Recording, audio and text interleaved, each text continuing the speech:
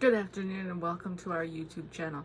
We're going to start uploading a lot of content, and we're also going out into the community for that content. We want to hear from Indigenous people, authentic Indigenous people, meaning First Nations, Metis and Inuit, who are,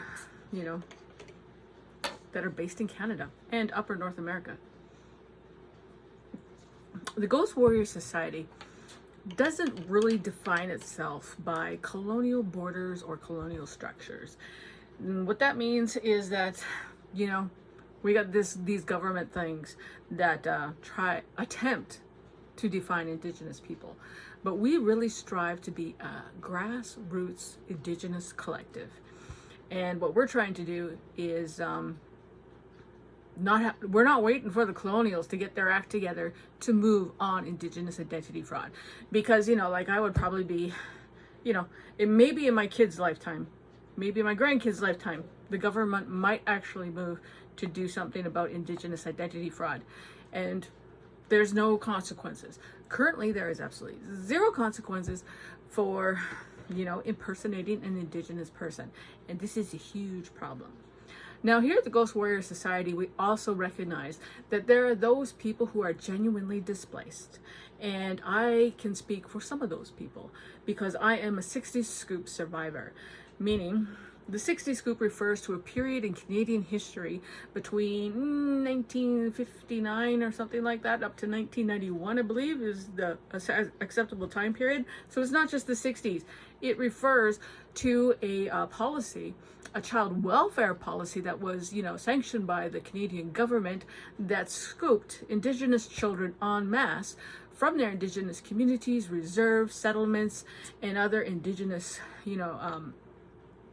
communities, and brought them into the child welfare system, made them permanent wards of their provinces or states, and then adopted them out to non-Indigenous homes. For myself, I was adopted into a Caucasian family and was raised there for the first 18 years of my life. When I was 18, I then discovered that I was, I knew that I was, Indigenous prior to them, but I just didn't know who my people were or anything like that.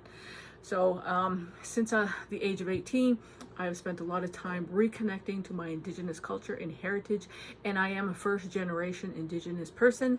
Both of my parents are registered status Indians of the Little Pine First Nation. So here at the Ghost Warrior Society, there's a couple things I wanted to talk about today. So the first subject I want to talk about is repatriation. And at this time, I would like to give a shout out to the Chippewas of Rama and the Rama First Nation. And the reason I want to give them a shout out is because I'm a powwow vendor. My business is called Seven Wolves, and we sell beadwork and all kinds of cool stuff. And we've been doing this for over 3 decades. A couple of years ago, about 2 years ago, pre-pandemic, so it must have been 2019. I was at maybe it was 2018. At any rate, I was at the Chippewas of Rama, the Rama First Nation powwow. It was held in August, and my booth I ran with my daughter. And at the end of the powwow, I was, across from this beautiful flower garden with a pathway, and there's a plaque and everything, and people were hanging out over there. It was just absolutely gorgeous.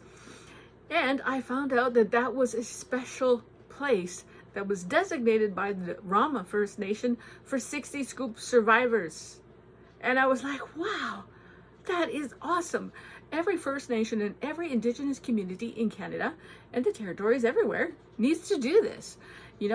60 Scoop is unique to Canada.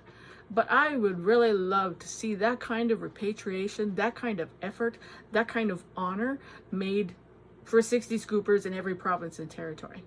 I really would, because it really would mean a lot to 60 Scoop survivors.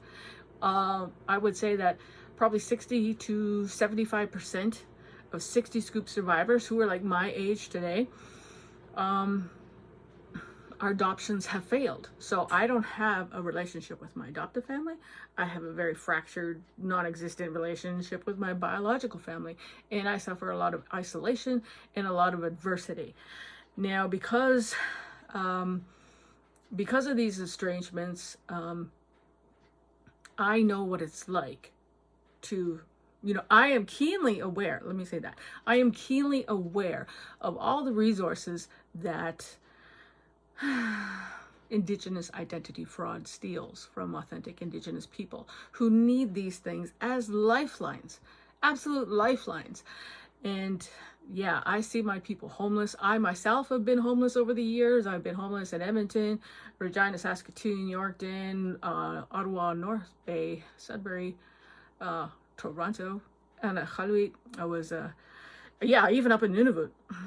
I was in the Apex Women's Shelter for, I think, about 6 months one time. At any rate, Indigenous identity fraud hits you different if you come from a place of poverty, displacement, marginalization, or isolation, such as displaced Indigenous people or people who have, not done well with colonialism. So repatriation efforts are really needed. If you are Indigenous or you work for an Indigenous, agency, organization, or institution, it is really important that you get together with your leadership and say, hey, what kind of repatriation efforts have we done? And these repatriation efforts can also welcome back 60s scoopers. They can welcome back homeless people who have been, scooped in the Millenial Scoop and other really bad child welfare policies that have been existing in Canada for decades. So that's the first subject.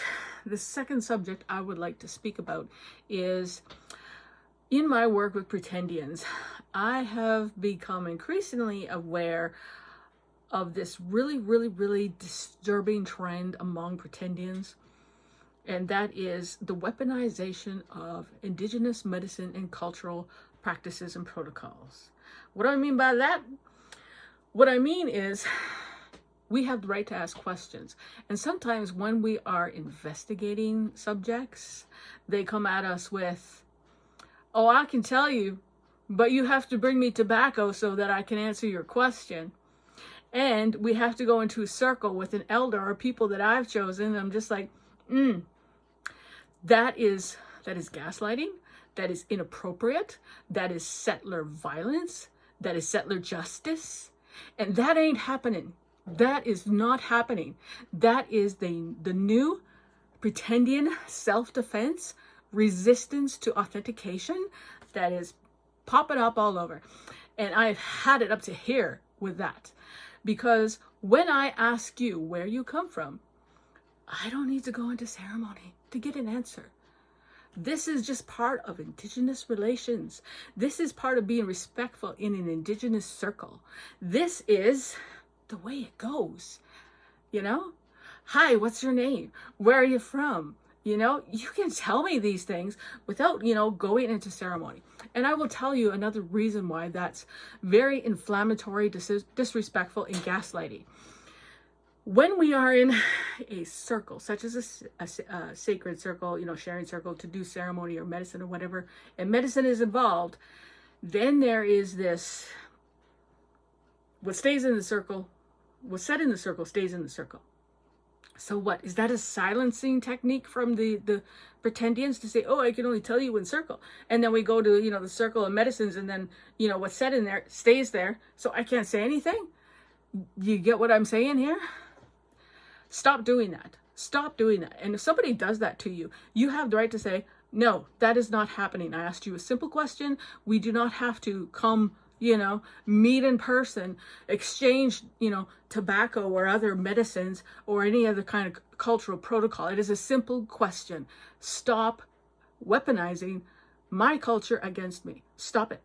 Because this is a simple question and it deserves, a straightforward answer. If you do not have the answer, then go and seek out the Repatriation Services with your First Nation or your local friendship center, Indian Affairs Office, whatever. Seek out those repatriation services, but stop weaponizing the cultural practices and the exchange of medicine with Indigenous people.